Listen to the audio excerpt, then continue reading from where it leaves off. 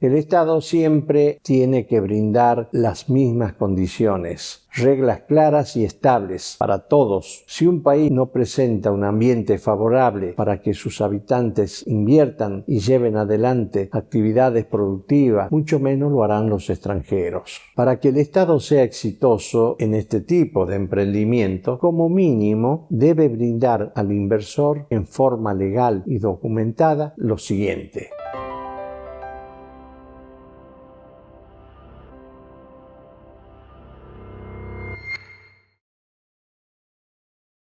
Les doy la más cordial bienvenida a todas las personas que internacionalmente observan, escuchan y analizan el contenido de esta última parte del cuarto capítulo. Vuestra respetuosa consideración al respecto es para mí un honor. A quienes no vieron los primeros capítulos, los invito respetuosamente a que lo hagan accediendo al canal que posee R.R. Onaga en YouTube, mediante el link que comparto con ustedes en la parte superior de la pantalla. Asimismo, los invito a suscribirse y activar la campana de las notificaciones para recibir las actualizaciones de los nuevos videos que subiré periódicamente. Por tal atención de vuestras partes, muchas gracias. Es muy importante que el Estado de un país tenga un sistema internacional completo para que la diplomacia del mismo trabaje en los países extranjeros donde fueron designados, intentando lograr en forma permanente la inversión económica de empresas extranjeras en el país anfitrión. Las condiciones que se le puede brindar para tales casos deben ser siempre similares a las que cumplen por ley las empresas locales. Jamás se debe dar ventajas tributarias, arancelarias ni de ninguna índole a las empresas extranjeras que invierten económicamente en un país anfitrión. Ello implica el comienzo de la exterminación de las empresas locales y esto no es legal. El Estado siempre tiene que brindar las mismas condiciones, reglas claras y estables para todos. Si un país no presenta un ambiente favorable para que sus habitantes inviertan y lleven adelante actividades productivas, mucho menos lo harán los extranjeros. Entonces, el Estado debe estar preparado como un buen anfitrión para recibir a todo tipo de empresas y de capitales extranjeros que deseen invertir en forma importante y sustentable.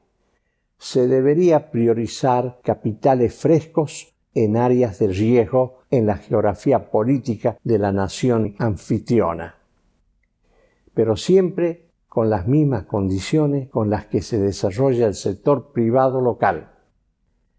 Para que el Estado sea exitoso en este tipo de emprendimiento, como mínimo debe brindar al inversor en forma legal y documentada lo siguiente: seguridad jurídica, seguridad ciudadana, estabilidad macroeconómica, costos fijos y variables directos e indirectos de empresas competitivos a nivel internacional, suficiente poder energético para el crecimiento empresarial y productivo que se desea lograr, teniendo como objetivo la comercialización del mayor volumen producido en la exportación y menor volumen para proveer el mercado comercial local. Una red de infraestructura básica para el desarrollo global de la nación bien mantenida y que también esté preparado para ampliarla adecuadamente cuando el sector privado local, extranjero y mixto lo requieran. Que el sistema económico financiero bancario reúna el idóneo poder económico que debe requerir el sector privado, con asistencias crediticias de mediano y largo plazo, en ambos casos con un adecuado periodo de gracia a favor del tomador del crédito y tasas internacionales competitivas. Que el sector productivo en su conjunto pueda importar los bienes de capital, herramientas, repuestos, materias primas, insumos, accesorios, apoyo de ingeniería y de tecnología para producir y comercializar en forma normal y sin ningún imprevisto que pueda dañar el desarrollo de la inversión realizada. Un sistema aduanero idóneo, expeditivo, sencillo y previsible en sus funciones, con un costo internacional competitivo en todo el apoyo que puede brindarle a los importadores y exportadores por parte del Estado. Al mismo se deben complementar una verdadera organización de agentes y o despachantes de aduana que ayuden y protejan confiablemente los intereses del patrimonio económico del exportador y del importador.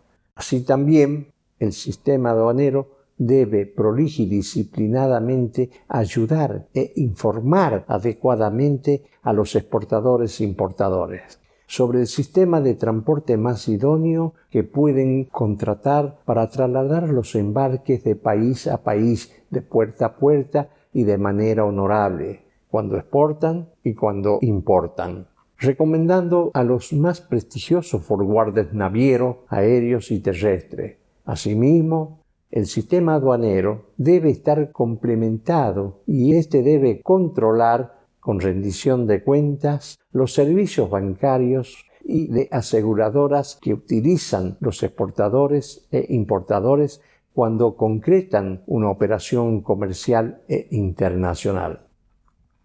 Todo país, mediante su Estado, debe ofrecer a sus exportadores e importadores un servicio jurídico, contable a nivel internacional, con conocimiento y experiencia internacional a nivel global de los requerimientos que un exportador o un importador puede requerir cuando desea asegurar el aspecto legal y contable de la operación comercial e internacional que desea concretar, y también sobre el movimiento y traslado del embarque puerta a puerta de país a país. Es también muy importante para el inversor conocer la mentalidad, la forma de pensar y la forma de actuar de los sindicatos cuando se reúnen con los empleadores representando ellos a los obreros. Se entiende que debe ser una reunión en la cual se respete a rajatabla de ambas partes y en forma equitativa los intereses económicos de los empleadores y del sector obrero de la misma forma y sin ningún tipo de presión ilegal. De acuerdo a mi experiencia y conocimiento a lo largo de estos 4 capítulos, he mencionado algunos aspectos puntuales a tener en cuenta para transformar poco a poco una nación con un pueblo subdesarrollado en desarrollados. Desde mi punto de vista, los requisitos para alcanzar el desarrollo no son meramente económicos, sino que involucran un cambio en el estilo y forma de vida, en la cultura y en la formación y en la forma de actuar de todos los sectores de la sociedad.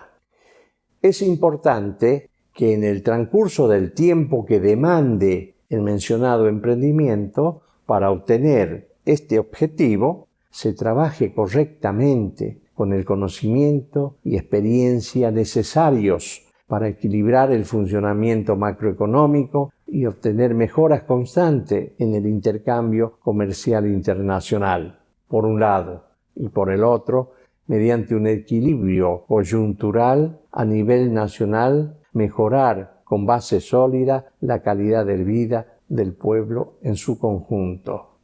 Los aspectos que comparto con ustedes y a los que refiere mi proyecto sistematizado apuntan a generar estos cambios y llegar al desarrollo deseado, ejecutando el emprendimiento en forma estructural y también coyuntural.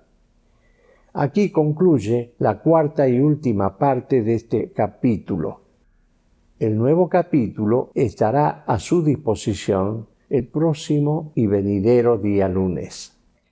Quienes deseen contactarse con mi persona por distintos comentarios, consultas y asesoramiento, les solicito respetuosamente dirigirse a la descripción de este video, donde encontrarán toda mi información de contacto. Por la honorable atención y por el tiempo que me brindan para analizar el contenido de cada uno de mis capítulos, referente al significado de la palabra macroeconomía, comercio internacional, de las bases del desarrollo de una nación, de un país y de su pueblo en su conjunto, muchísimas gracias.